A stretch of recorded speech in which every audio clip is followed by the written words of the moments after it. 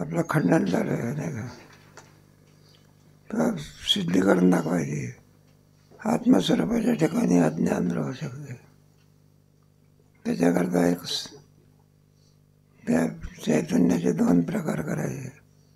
एक सामान्य चैतन्य आणि एक सामान्य चैतन्य कोणतं?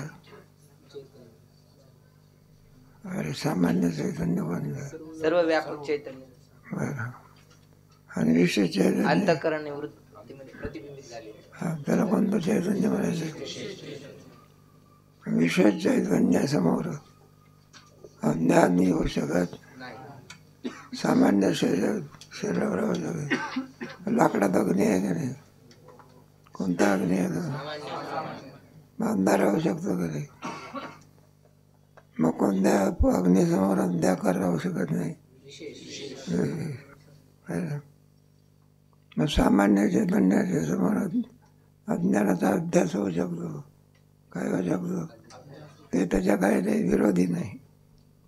सामान्य चैतन्य हे अज्ञानाच्या काय नाही.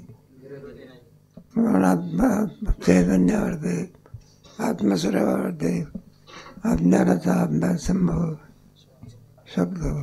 जसं कार्य अभ्यास त्याप्रमाणे कोणता म्हणून झालं लक्षामध्ये. बंधा हा सत्य नसून काय ज्ञानानेच काय होतं बरं का. पुढे थोडं सांगायचं कर्माने काय होते ते खंडन करायचं. पण हे राहिलेलं वाचा. सामान्य चैतन्य अज्ञानाचे विरोधी नाही. विशेष चैतन्य अज्ञानाचे विरोधी आहे. सामान्य चैतन्य म्हणजे सर्वव्यापक चैतन्य, त्याला सामान्य चैतन्य म्हणायचं. आणि विशेष चैतन्य म्हणजे अंतःकरण वृत्तीत प्रतिफलित झालेलं जे चैतन्य असते त्याला काय म्हणायचं? विशेष चैतन्य अज्ञानाच्या काय अरे विरोधी आहे. प्रकाशाच्या समोर अंधकार राहतो नाही. त्याप्रमाणे विशेष चैतन्याच्या समोर अज्ञान राहू शकत नाही. मग कोणत्या चैतन्याच्या समोर? सामान्य. सामान्य. सामान्य आणि विशेष. सर्वव्यापक चैतन्य त्याला कोणतं चैतन्य म्हणायचं? सामान्य. अनंतकरण वृत्तीमध्ये प्रतिफलित झालेलं काय करायचं? पुढे असे सांगितले आहे. सर्वव्यापक जे चैतन्य ते सामान्य चैतन्य आणि अंतःकरण वृत्तीत प्रतिबिंबित असलेले जे चैतन्य ते विशेष चैतन्य. त्याला कोणतं चैतन्य म्हणायचं? विशेष. आगपेटीची गाडी असते का नाही, घर्षण करण्याच्या पूर्वी कोणतं अग्नी आहे त्याच्यात, आणि असं केल्यानंतर नस एखाद्या माणसाला लावलं काय जाळण्याचं काम करते. काय करते? म्हणजे उष्णता आणि प्रकाश हे दोन धर्म कोणामध्ये आहे? विशेष. सामान्यात नाही. कशात नाही? सामान्यात नाही.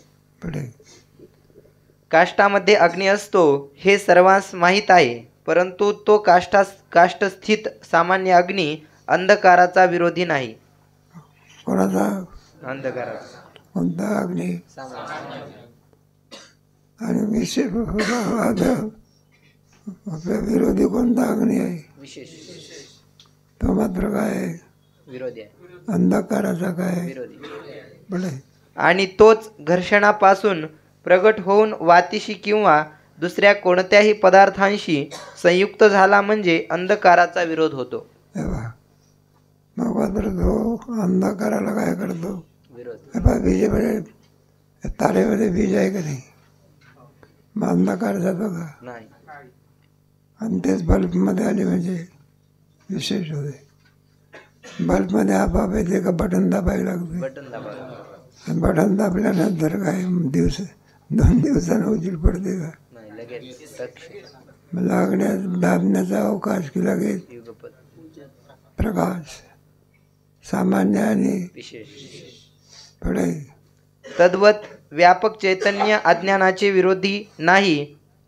तथापि वेदांत विचारापासून अंतःकरणाची जी अहम ब्रह्मास्मी अशी वृत्ती होते त्या वृत्तीचे ठिकाणी स्थित जे विशेष चैतन्य ते अज्ञानाचे विरोधी आहे. ती वृत्ती कशी कॅपॅसिटी तयार होते. आपण वेदांताचा अभ्यास करतो ना, विचारसागर म्हणजे काय? वेदांताचा ग्रंथ. तुम्ही लोक काय करतात? अभ्यास करतात. त्याच्यापासून अहम ब्रह्मास्मीची वृत्ती होते. कोणती? ती अहम ब्रह्मास्मी वृत्ती देवहम या वृत्तीला काय करते? घालवते. आता आपली कोणती वृत्ती आहे? काय काय देवाची वृत्ती आहे. त्याला विचारलं तू कोण आहे वगैरे अमुका तुम्ही काय तुमचं असेल, जसं नाव तुम्हाला घ्यायचं असेल, कोणती वृत्ती आहे? मी देह आहे ही वृत्ती आहे. दयाचे धर्म आपल्या ठिकाणी घेतो. मी आंधळा आहे, मी काय काळा आहे, गोरा आहे, उंच आहे, ठेंगणा आहे, सुखी आहे, पुढे काय आहे, पुढे तरुण आहे, म्हातारा आहे, आणि पुढे जन्म मरणाची. मग शेवटचा धर्म कोणता आहे? शेवटचा धर्म कोणता आहे? आणि मृत्यू जन्म आणि नाही जन्म नाही. सुरुवातीचा कोण आहे? मग जन्म. आणि शेवटचा कोण आहे? शेवटी जन्म असते का? नाही. जन्म मृत्यू कोणाचे धर्म आहे? आणि ते कोणा ठिकाणी होतं? मग वेदांत शास्त्राच्या दृष्टीने काय होत असते? देव आहे वृत्ती जाते. आणि कोणती वृत्ती येते? काय करायचं? मग ते त्या वृत्तीमध्ये प्रतिफलित होणारं जे चैतन्य त्याला विशेष चैतन्य म्हणायचं. काय म्हणायचं? आणि ते अंधकाराच्या काय, म्हणजे अज्ञानाच्या काय आहे? मग विरोधी आहे. म्हणजे अध्यस्त आहे. काय? आणि अधिष्ठान ज्ञान आणि अध्यस्त पदार्थाचे काय होते? काय काय दोरीचं ज्ञान झालं म्हणजे सर्प असा करतो का?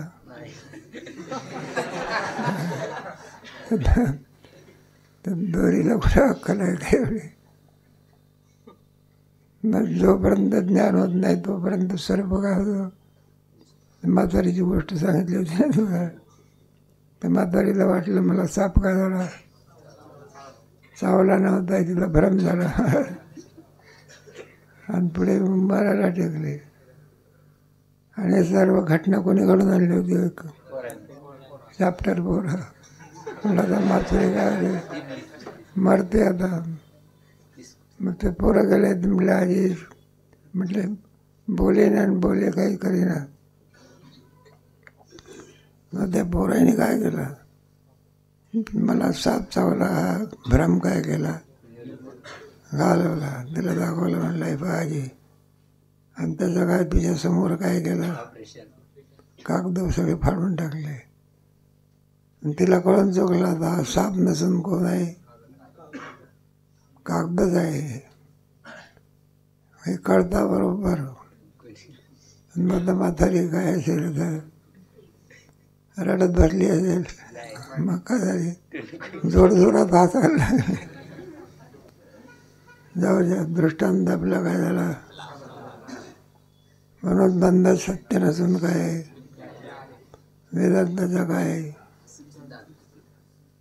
पुढे कर्माचा मार्ग सांगायचा. वाचत जा.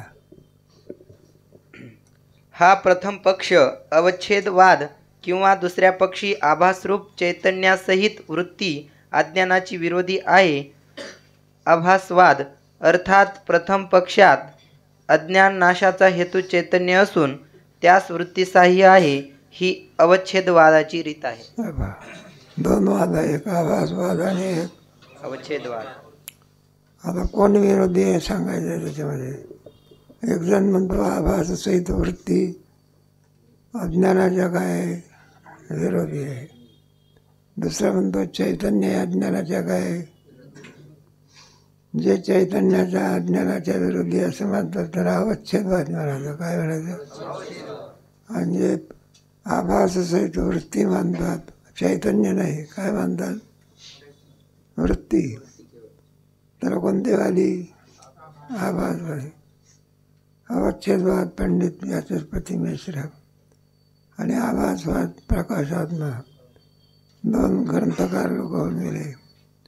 चैतन्याच्या विरोधी हे चैतन्य विरोधी आहे. मानणारा कोणता अवच्छेदवादी. आणि आभास सहित ज्ञानाच्या विरोधी आहे मानणारा आभासवादी. अर्थात प्रथम पक्षात अज्ञान नाशाचा हेतू चैतन्य असून त्यास वृत्तीसाह्य आहे, ही अवच्छेदवादाची रीती आहे. समजलं गेलं ते. पहिल्या पक्षामध्ये कोण विरोधी आहे? चैतन्य. चैतन्य विरोधी आहे. दुसऱ्या पक्षात अरे वृत्ती विरोधी आहे ना. कोण आहे? आभास सहित वृत्ती अज्ञानाच्या काय आहे? पहिल्या पक्षामध्ये चैतन्य काय अज्ञानाच्या आहे. दुसऱ्या पक्षामध्ये आभास सहित वृत्ती आभासवादी. आणि चैतन्य विरोधी अवच्छेदवादी. ते विचारसागरामध्ये आभासवादच आहे सगळा.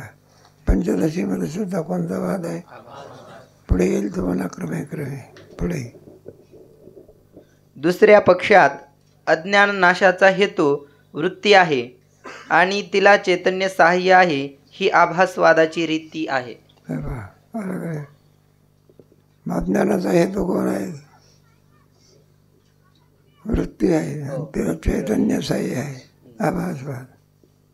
आणि चैतन्य विरोधी आहे कोणता वाद? अवच्छेदवाद. दोघांची दोन मत आहे. पण अज्ञानाचे नाशक आहे काय? बरं का. दोघांच्या मतामध्ये अज्ञान सत्य नसून काय आहे? ज्या अर्थी ज्ञानाने निवृत्त होते त्या अर्थी ती वस्तू सत्य नसून काय आहे? दोरीवरचा सर्प काठीने मारावा लागतो का? मग कशात निवृत्त होतो? खरा सर्प दोरी दाखवली जाते का? मग ज्या अर्थी ज्ञानाने बंध निवृत्त होतो त्या अर्थी बंध सत्य नसून काय? जीवस्वरूपाचा विचार करतेवेळी सर्व व्यापक ब्रह्मचैतन्याला अवच्छेदक म्हणजे संकोचित करणारी फक्त वृत्तीच जे ग्रंथकार मानतात त्यास अवच्छेदवादी म्हणतात. आभास मानत नाही. अवच्छेदवादी काय मानत नाही. फक्त चैतन्य विरोधी काय मानतात? सर्व व्यापक चैतन्य. चैतन्य कसं आहे? त्याची असले नाही का सर्व व्यापक चैतन्य. पुढे काय घेतलं तुम्ही? सर्व व्यापक ब्रह्मचैतन्याला अवच्छेदक म्हणजे संकोचित करणारी फक्त वृत्ती. आकाश आहे का नाही? परिच्छिन्न आहे का व्यापक आहे? घट काय करतो? परिच्छिन्न करतो. व्यापक असलेल्या घटाला घटाकाश नाव आहे. त्याप्रमाणे व्यापक चैतन्याला वृत्ती काय करते? परिच्छिन्न करते. त्या वृत्तीत असलेलं जे चैतन्य ते अज्ञानाचा नाशक आहे, याला म्हणायचं अवच्छेदवाद. आणि आभास मानला तर वृत्ती नाशक आहे, त्याला म्हणायचं आभासवाद. दोघंही आहे. अज्ञान काय म्हणतात? अभ्यस्तच म्हणतात. फक्त एक म्हणतो चैतन्य विरोधी आहे, दुसरा म्हणतो वृत्ती.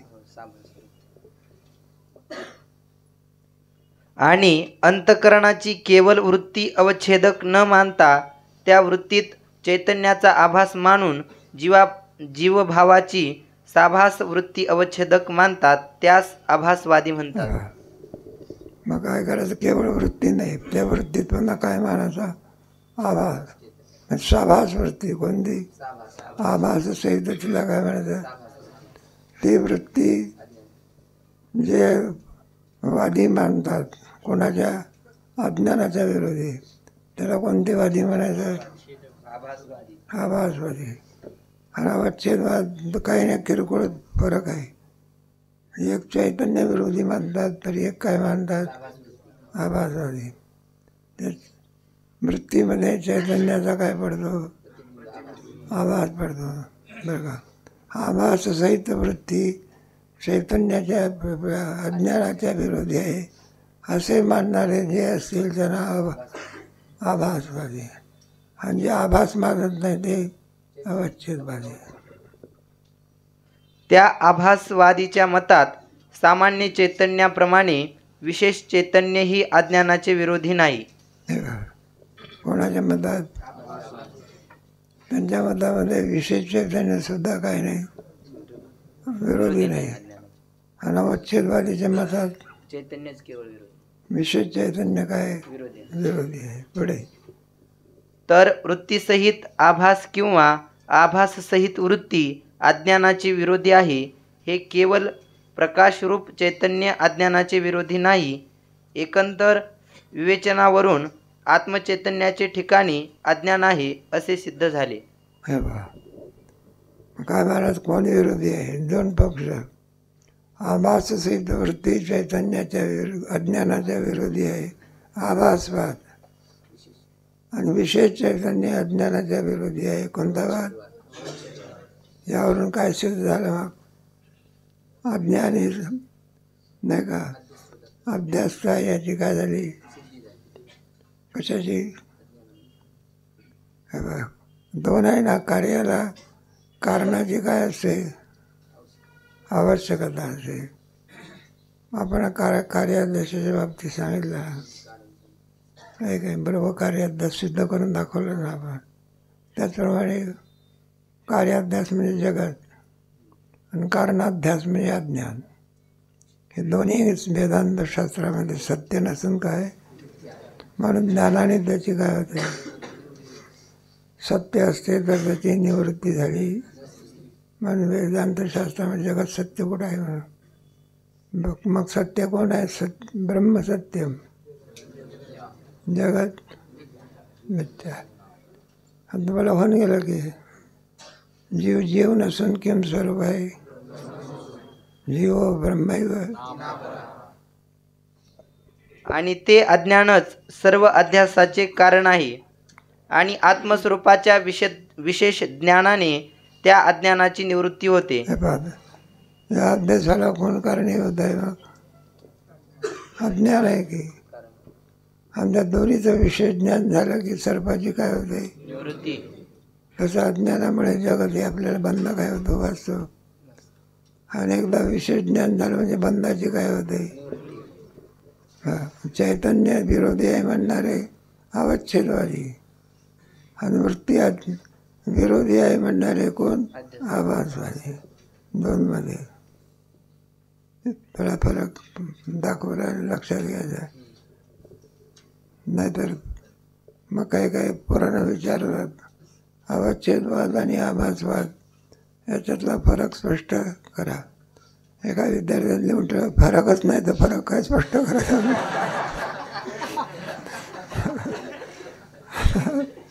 मग काही हरकत नाही, तुझं ज्ञान फार पुढे गेलेलं आहे. फरक आहे ना, त्याच्यामध्ये काय फरक कळावा लागत असतो ना. काय कळावं लागतं पुढे? म्हणून ते अध्यस्त आहे हे सिद्ध आहे. अध्यस्त अज्ञानाची याप्रमाणे सिद्धी झाल्यानंतर आता आत्मा सामान्य विशेष भावरहित निर्विशेष असा आहे. असा निर्विशेष स्वयंप्रकाशरूप आत्मा सामान्य रूपाने ज्ञात आणि विशेष रूपाने अज्ञात असे म्हणणे संभवत नाही. लावायचं आपलं. आत्म्याच्या ठिकाणी सामान्य रूपाने ज्ञान, विशेष रूपाचं हे आत्म्याच्या ठिकाणी संभवत नाही. कोणाच्या ठिकाणी? आत्म्याच्या. मग कोणाच्या ठिकाणी संभवते? ज्याला अभ्यास होते त्याच्या ठिकाणी. दोरीला काय माहिती? याला हे सगळं आहे. मानदंड अंधकारामध्ये दोरीचं आपल्याला कोणतं ज्ञान आहे? सामान्य ज्ञान आहे. अरे काहीतरी पडलेलं कोणतं ज्ञान? आणि विशेष रूपाचं काय? हे कोणाच्या ठिकाणी संभव? दोरी. आत्मस्वरूपाच्या ठिकाणी सामान्य विशेष भाव. मग कोणाच्या ठिकाणी आहे? ज्याला अभ्यास होईल त्याला सामान्य रूपाने काय आहे? विशेष रूपाचं काय आहे? जसं आत्म्याच्या ठिकाणी, आता काय जीवाच्या ठिकाणी घ्यायचं. कोणाच्या ठिकाणी? त्याला सामान्य रूपाने ज्ञान आहे आणि विशेष रूपाचं काय आहे. म्हणून तर काय होतं? अभ्यास होतो. सामान्य ज्ञान नाही तर विशेष ज्ञान होईल. अगोदर कोणतं ज्ञान पाहिजे आणि नंतर त्याचं कशात रूपात येते. पेरलंच नाही तर उगवेल कसं. अगोदर काय पाहिजे, बीज, नंतर मग पुढे त्याचं झाड. त्याप्रमाणे आत्म्याचं आपल्याला आहे या रूपाने सामान्य ज्ञान आहे. सद्रूप चिद्रूप आनंदरूप याविषयीचं आपल्याला काय, आत्म्याला का आपल्याला, आत्म्याला कुठं ज्ञान असते काय. बरं का, एखाद्या माणसाच्या खांबावर रागावायला लागल्याबरोबर खांबाला काय अक्कल आहे का? अरे अक्कल आहे. दगडावर दगड पडला तर खालचा दगड कधी ओरडतो का? का ओरडत नाही? ते दोन्ही सारखेच आहे. म्हणूनच केवळ स्वयंप्रकाश आत्म्याच्या ठिकाणी बंधाचा अध्यास घडत नाही या शंकेचे समाधान सांगतो. म्हणून आत्मस्वरूपाच्या ठिकाणी बंधाचा काय होत नाही, शंका केली होती ना, त्याचं उत्तर आता. प्रथम एक गोष्ट लक्षात ठेवली पाहिजे की अध्यासाला आत्मस्वरूपाचे ठिकाणी सामान्य विशेष भाव पाहिजेत असे आमचे म्हणणेच नाही. दुष्मंतरा कारण अध्यासाला सामान्य रूपाने ज्ञान आणि विशेष रूपाचा, असा कोण म्हणतो? पूर्व पक्षवादी. आम्हाला सांगायचं याची काही जरूरत. 3 प्रकारचे दोष असले तर अध्यास होतो, नाही तर म्हणलं तरी आम्हाला काही नाही. असले तरी अध्यास होतो, नसले तरी काय. मग कोणाची आवश्यकता असते, कारण कोण आहे मुळामध्ये हे सांगायचं आहे. आत्मस्वरूपाच्या ठिकाणी सामान्य विशेष भाव असले पाहिजे, वादी म्हणतो. आणि आपल्याला सांगायचं आहे आत्म्याच्या ठिकाणी नाही, आपल्या ठिकाणी, जीवाच्या ठिकाणी. कोणाच्या ठिकाणी? आत्म्याला कुठं सामान्य रूपाने विशेष रूपाने ज्ञान होते का? असं का? जड आत्मा निर्गुण स्वरूपाचा आहे. कसा आहे तो? त्याला काय कल्पना आहे तुम्ही पडेल. फक्त आत्मा सामान्य रूपाने ज्ञात आणि विशेष रूपाने अज्ञात असा प्रतितीत असणारा फक्त सामान्य विशेष भाव अध्यासास हेतू आहे. बरं, दोरीच्या ठिकाणी नाही घ्यायचं. मग सामान्य रूपाने ज्ञान आणि विशेष रूपाने अज्ञान दोरीच्या ठिकाणी नाही घ्यायचं. मग कोणाच्या ठिकाणी? प्रमादाचे पाहणार आहे. अंधकारामध्ये, मंद अंधकारामध्ये पाहणाऱ्याला दोरीचं कोणतं ज्ञान होते? सामान्य ज्ञान. आणि प्रकाशामध्ये धर्म कुणाचे झाले? दोरी आहे का नाही? दोरीचे नाही, पाहणाऱ्याचे झाले. चुकलं होतं. पाहणाऱ्याला सामान्य रूपाने ज्ञान आणि विशेष रूपाने अज्ञान आहे. म्हणून अज्ञानाचा काय होतो? अध्यास. दोरीच्या ठिकाणी सामान्य विशेष भाव नाही. मग कोणाच्या ठिकाणी? पाहणाऱ्याच्या ठिकाणी. आणि अज्ञानी जीवांना आत्म्याचे सामान्य रूपाने ज्ञान आणि विशेष रूपाने अज्ञान आहे. तसे असल्या वाचून मी मनुष्य आहे इत्यादी अध्यस्त व्यवहार संभवनीय नाही. ज्ञानच नाही तर अध्यास होणार. हे बघ, अंधकारामध्ये दोरीचं काय नाही, ज्ञानच नाही, अध्यास होतो बाबा. बरं दिवसा दोरीवर ते कुठं सर्पाचा काय होतं? मग कोणत्या वेळेला होतं? अंधकार आहे, मंद असते का?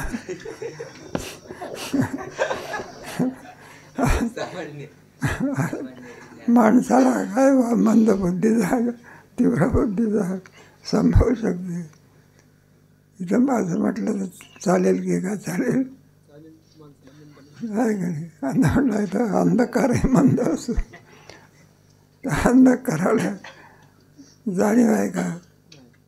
मग काय सांगायचं? आपल्या ठिकाणी घ्यायचं. कोणा ठिकाणी? पुढे. तसे असल्या वाचून मी मनुष्य आहे इत्यादी अध्यस्त व्यवहार संभवनीय नाही. बाबा मग अध्यस्त व्यवहार का समजतो? आपल्याला काहीतरी ज्ञान मी आहे, मी प्रत्येक प्रत्येक जण आपल्याला मी नाही असं म्हणतो का आहे असं म्हणतो. आम्ही नाही असं म्हणेल तर लवकर लवकर कुठे पाठवावं लागेल. कोणी असू द्या, कोणताही मनुष्य मी आहे, पण कोण आहे असं त्याचं काही नाही, त्याला ज्ञान नाही का. त्याच्यामुळे भ्रम होत असतो. मग मी कोण आहे? तर मनुष्य आहे.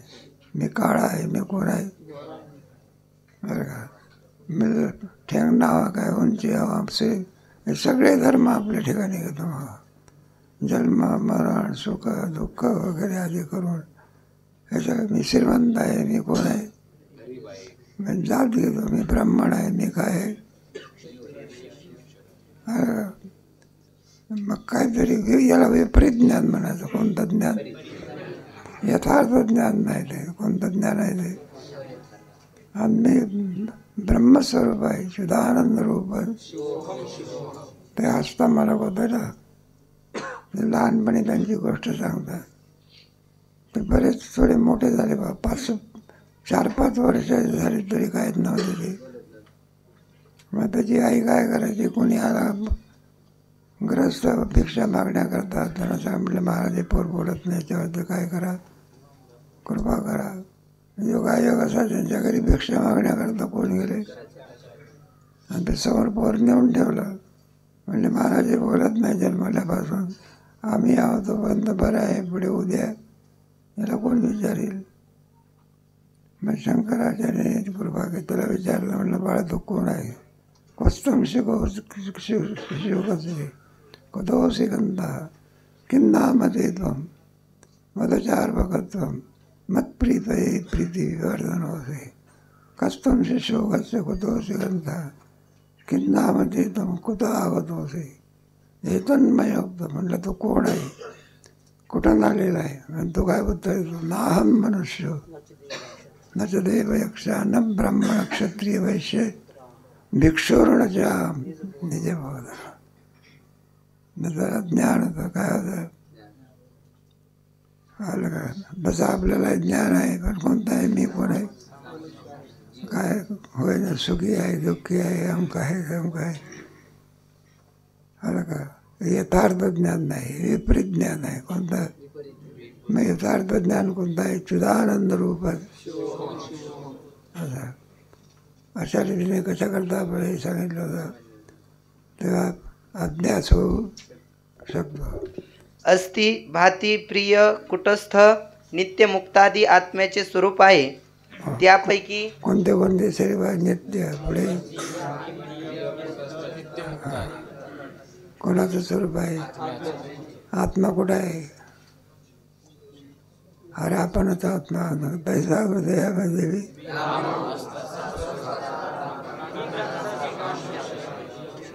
तुम्हाला गेलं ना, दावा आहे म्हणलं, कुठं आहे दावा? तूच कोण आहे? असं ब्रह्म कोण आहे? आत्मा तुम्हाला पहिल्या तरंगामध्ये आणावं लागत असते का? प्राप्तच आहे. वेदांतामध्ये कशाची प्राप्ती आहे त्याची, आणि संसारामध्ये नाही त्याची. प्रारब्धात असेल तर बरं आहे, नाही नसेल तर पुढं काय मिळते पुढे. त्यापैकी मी आहे या बोधाने आत्म्याचे फक्त अस्तित्व मात्र सर्व अज्ञानी जीवांना ज्ञात आहे. बरं, प्रत्येकाला मी आहे सब सर्वांना काय आहे, पण कोण आहात तुम्ही याचं काय आहे? वेदांतशास्त्र काय करते? त्याला मूळच्या बोधावर तर काय करते बघ. आणि वेळा मनुष्य असतो ना, त्याला काही समजत नाही मग पुढे. आणि कुटस्थ नित्यमुक्तादी आत्म्याचे विशेष रूप ज्ञात नाही. जेथे आत्म्याचे अस्तित्व रूप आहे तेथे भातित्व प्रियत्व कुटस्थत्वादी विशेष रूप आहेत, परंतु त्या विशेष रूपाचे ज्ञान नाही. आहे असं आपल्याला काय ज्ञान आहे, पण आपण सद्रूप आहोत, चिद्रूप आहोत, आनंद स्वरूप आहोत असं आपल्याला काय नाही. फक्त कोणत्या रूपाने आहे? मी कोणीतरी आहे. हे अज्ञानी लोकांचं झालं. कोणाचं? अज्ञानी पुरुषाला काय? मी सद्रूप आहे, मी कोण आहे? आनंद स्वरूप आहे. कोणीच मी नव्हे, कोणी या गावीचा. भासू तुकोबाला चिदानंद रूपच. मूळचं स्वरूप आपलं कोणतं आहे? मी वासुदेव, हे खरं स्वरूप आहे. पण आपण विपरीत ज्ञानामध्ये वापरतो आणि त्याच्यामुळे आपल्याला हे सगळे राग द्वेष शंका जमक भोगावे लागत असतात. मग जडभरत राजाची गोष्ट सांगतात ना, तर जडभरत राजा होता. पुढे तो याच्यामध्ये हरणी गर्भात गेला होता. नंतर पुन्हा तो ज्ञान झालं, तो मनुष्य देहात आला. एक रवगंध राजा होता, ज्याला तत्ववेत्या पुरुषाची गाठ घ्याय गुरु करायचा होता. गाठ घ्यायचं. आता राजे लोक पालखीत बसून जात असतात. कशात? आताचे लोक कशात बसून जातात? आहे काय? ते पालखी आपोआप कारसारखी खूप चालते का? तिला काय करावं लागते? मग 4 भोई लावले होते. त्याच्यातला एक भोई काय झाला? थकला. हे जडभरत राजे धष्टपुष्ट होते, एका झाडाखाली बसले होते. मग त्यांना धरून आणलं, पालखीला झोपला. आता तो राजा रवगण आणि ते मग नवीन असल्यामुळे ते धक्के बसायचे. भागवतामध्ये कथा आहे बा, तसे धक्के बसायचे. कारण तो तत्ववेत्ता पुरुष. काही कृमी कीटक काही दिसलं तर उडी मारायचा. काय मारायचा? ते पालखी अशी व्हायची, अशी व्हायची. आणि तो राजा काय झाला मग? रागवला. ते डोंगरे महाराज सुंदर सांगायचं चरित्र. कोणावर रागवला? तर जडभरत राजावर. 10-5 काय हसडले, शिव्या हसडल्या बरं का. पण तो जडभरत राजा शिव्या जरी दिल्या तर उलट राग न मानता आणि तो हसत असे. काय असे? म्हटलं हे वेगळं दिसतं. आपण शिव्या दिल्या, याला काय आला पाहिजे? राग आला पाहिजे. कडे एक मोटारी असं ना, कारमध्ये बसमध्ये एका प्रवाशाची आणि क्लिनरची भांडण झालं. चिठ्ठ्या फाडते त्याचा नाही प्रवास. भांडणं झाल्यानंतर क्लिनरने त्याला 10-5 काय हसडले बरं का. तो काय ना शांतच्या काय होता? शांत. लोक म्हणायला लागले, हो तुम्हाला शिव्या दिल्या आणि तुम्हाला काही वाटतच नाही त्याचं. एवढ्या किती उद्धट सारखं काय दिल्या, शिव्या दिल्या तरी काही नाही. गप्प त्रस्त माणूस म्हणायला लागला. म्हणला हो त्याला ऐकू आलं तर रागवेल, ऐकूच नाही तर राजाला ऐकू येत नव्हतं का? मग का रागत नव्हता? कारण शिव्या ज्या आहे त्या शरीराला आहे का जिभेला आहे का आत्म्याला आहे? जीवाला आहे का आत्म्याला आहे का? लक्षात आहे. मग आपण रागवतो आपल्या ठिकाणी. मी देव अभिमान आहे कोणता आहे म्हणून आपल्याला रागेत काय येत असतो? राग येत असतो. थोडा शिंतोडा जरी उडाला एखाद्या माणसाचा, मग का गप्प बसत असतो का? शिंतोडा कोणावर उडाला? अरे कपड्यावर काय का? मग कपड्याने रागवायला पाहिजे. कोणी रागवायला पाहिजे? शिंतोडा कोणा पडला? रागवायला कोणी पाहिजे? मग कपड्याच्या ऐवजी कोण रागवतो? तादात्म्य घेतलेलं आहे. काय घेतलेलं आहे का नाही? तसं आपण शरीराचं काय घेतलेलं आहे? मग शिवी सहन करतो का आपण? नुसत्या शिव्यावरून लोक खून करतात अलीकडच्या काळात. तरुण वर्ग असतो ना, मग काय त्याचं एकदा बोलायला लागलेलं त्या बोलण्यामध्ये एक काय शिव्यावर शिव्या काय जाते? वाढत जाते. आणि तरुण बरोबर मग ते काय साधे असतात का ते म्हणून आपल्या ठिकाणी ज्ञान आहे, पण ते यथार्थ ज्ञान नाही. कोणतं आहे? विपरीत ज्ञान आहे. आणि संतांच्या ठिकाणी कोणतं ज्ञान असते? यथार्थ ज्ञान सगळे. म्हणून आपल्या ठिकाणी अध्यास आहे. काय आहे? पुढे म्हणून सामान्य रूपाने ज्ञात व विशेष रूपाने अज्ञात आत्मस्वरूपाचे ठिकाणी बंधाचा अध्यास घडणे संभवनीय आहे. म्हणून सामान्य रूपाने ज्ञान, विशेष रूपाचं अज्ञान, मग सामान्य रूपाने आहे या रूपाने काय आहे? ज्ञान आहे. ज्ञान आहे. आणि विशेष रूपाचा ज्ञान सद्रूप, चिद्रूप, आनंदरूप याविषयीचं काय आहे? अज्ञान. अनेक पण तरी आहे. एवढं सामान्य रूपाने काय आहे? सामान्य आणि विशेष. हा मुलगा आहे, कोणतं ज्ञान आहे? सामान्य ज्ञान. हा हुशार मुलगा आहे, कोणतं ज्ञान आहे? सामान्य आणि विशेष. आहे या रूपाने कोणतं ज्ञान? सामान्य. आणि त्याचा विशेष कळाला म्हणजे मग काय होत असते? विशेष. सामान्य आणि तुझ्या व्याकरणात असते ना विशेष नाम आणि सामान्य नाम. जे सर्वांना चालते त्याला कोणतं नाम म्हणायचं? जे एकाला चालते. आणि आत्मस्वरूपाचे ठिकाणी सामान्य विशेष भाव आम्ही स्वीकारले नाहीत, म्हणून निर्विशेष आत्मा आहे या सिद्धांताचीही हानी होत नाही. म्हणून आम्ही सामान्य विशेष भाव कोणाच्या ठिकाणी स्वीकारले नाही? आत्म्याच्या ठिकाणी. आत्मा सामान्य रूपाने विशेष रूपाने ज्ञात आहे. आलं का लक्षामध्ये? असं कोण म्हणतो? वादी म्हणतो. आम्ही त्याच्या ठिकाणी हे भाव स्वीकारले. मग कोणाच्या ठिकाणी? ज्याला अध्यास होतो त्याच्या ठिकाणी. त्याला सामान्य रूपाने काय होते आणि विशेष रूपात अज्ञान काय राहते. आणि त्या अज्ञानाचा परिणाम बंध आहे. काय? ज्ञानाने ते अज्ञान काय होते? निवृत्त होते. बंधाची काय होते?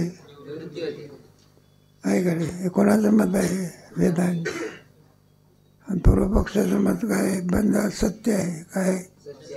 मग ज्ञानाने निवृत्ती होत नाही. पुढे आता कर्माचं खंडन करायचं. वाचा परिच्छेद क्रमांक 13. कर्माने मोक्षाचा असंभव व ज्ञानाने मोक्षसिद्धी. कशाने? कर्माने कशाचा? आणि ज्ञानाने काय होते? आता मला मागं होऊन गेलं की कर्माचे प्रकार सांगितले होते की आपण. मग वेदबोधित कर्माचे 2 प्रकार आहे. विहित आणि विहित कर्म कोणाला म्हणतात? आणि निषिद्ध कर्म. निषिद्ध कर्माचं फल बरं सगळं द्या, पाप धरून सगळं. त्यापेक्षा नरक आहे. काय? म्हणजे थोडं पाप मध्यंतरी काय करावं लागते. आणि विहित कर्माचं फल 2 घ्यायचे. ते सुद्धा त्याच्यामध्ये ठेवायचं. सकाम आणि निष्काम. सकाम असेल तर सर्व फल आहे आणि निष्काम असेल तर चित्तशुद्धी. आता पुढे विहित कर्माचे प्रकार करायचे. काय करायचे? निषिद्ध कर्माचे पुष्कळ प्रकार आहे. चोरी करणे, पिऊ नये ते पिणे, खाऊ नये ते, जिथे जाऊ नये तिथे, पाहू नये ते पाहणे. कोणतं कर्म? त्याचे कर्म. अनेक प्रकार आहेत त्याचे. शास्त्राने जे करू नये सांगितलं त्याला कोणतं कर्म म्हणायचं? करा म्हणून सांगितलं ते. त्या विहित कर्माचे 4 प्रकार. कोणते 4 प्रकार आहे? नित्य, नैमित्तिक, काम्य आणि प्रायश्चित्त. हां. नित्यकर्म कोणाला म्हणायचं? नैमित्तिक. हां. पुढे काम्य कर्म आहे का? नित्य, नैमित्तिक, काम्य. प्रायश्चित्त कशाला म्हणतात? त्याचे 2 प्रकार आहे. साधारण कोणतं आणि विशेष त्याला याची काय जरूरत आहे? अरे पाप केलं ते निवृत्त झालं पाहिजे ना, नाही तर ते आपल्याला भोगावं लागेल. काय करावं लागेल? रोग होऊ नये पण झाला मग औषध घेऊन काय केलं पाहिजे, नाही तर उद्या तो रामभर पाहिजे. मरायच्या अगोदर त्याची निषिद्ध कर्म पाप झाले ना, ते मरायच्या अगोदर काय करावं लागतं? मेल्यानंतर नरकाला जातो, पुढे जातो. काय ना, सकाम कर्म करत असेल तर स्वर्गाला जातो. निष्काम कर्म करायचं चित्तशुद्धी, आणि सकाम कर्म असेल तर लोकांतराची प्राप्ती. सर्व लोक काय तुमचे इंद्रलोक वगैरे हाताही झाले की कर्माचे काय केले आपण. तसं एक जीवाचा पुन्हा एक कर्म आहे बघा. त्याचे 3 प्रकार आहे. कोणते 3 प्रकार आहे? किती संचित एक संचिताचे कोणता कर्म संचित?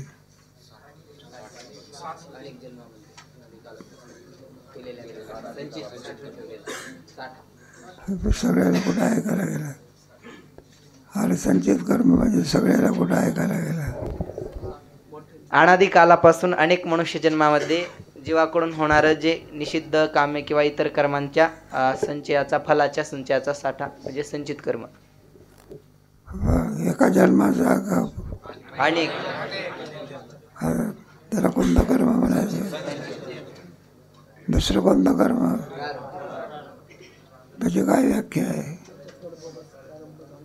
संचित कर्मातून प्राप्त झालेल्या भोगांच्या, कर्मभोगांच्या फलाची सुरुवात वर्तमान देहामध्ये होणे किंवा ज्या कर्मांच्या फलभोगास सुरुवात झालेले ते प्रारब्ध.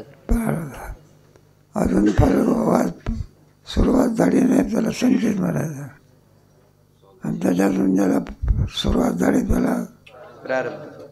हे बाई शेतकऱ्याची ज्वारी पेवात काय असते? ज्वारी असते. आणि खाण्याकरता काढली म्हणजे खाण्याकरता काढली त्याला प्रारब्ध, आणि पेवात असली त्याला संचित, आणि शेतात असली ती क्रियावान पडे.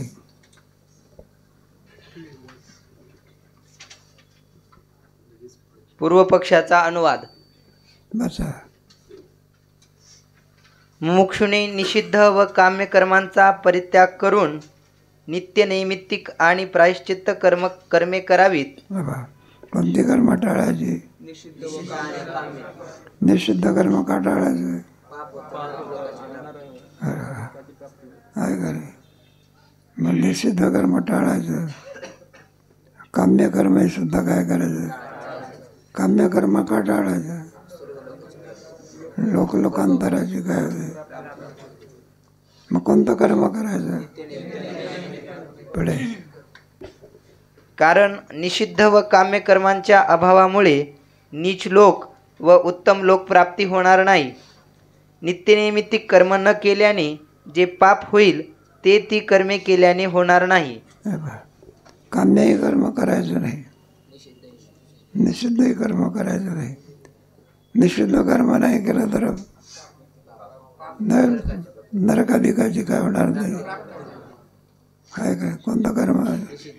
बरं काम्य कर्म नाही केलं तर लोकांतराची काय होणार नाही. मग कोणतं कर्म करायचं? नित्य आणि नित्य नैमित्तिक कर्म केलं तर पापही होणार नाही आणि पुण्यही होणार नाही. पुढे. शिवाय या जन्मातील किंवा पूर्वजन्मातील पापाचा असाधारण व साधारण प्रायश्चित्ताने नाश होतो. हे बघ, आता आपण आज जन्माला लोक आनंद जन्म झाले, त्याच्यात काय पुण्यात केलं का आपण? मग काय केलं? ते भोगावं लागेल ना. मग ते पाप भोगण्याकरता नष्ट केलं पाहिजे. मग जरा नष्ट करण्याचं साधन कोणतं?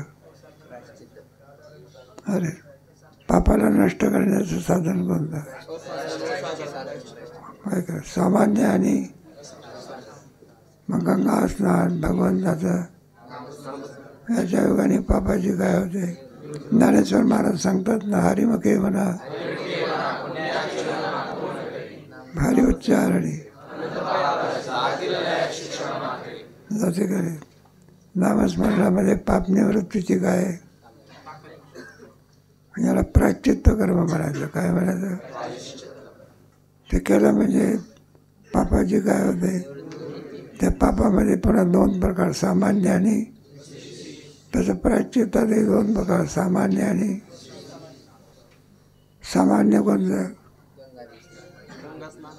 आणि विशेष.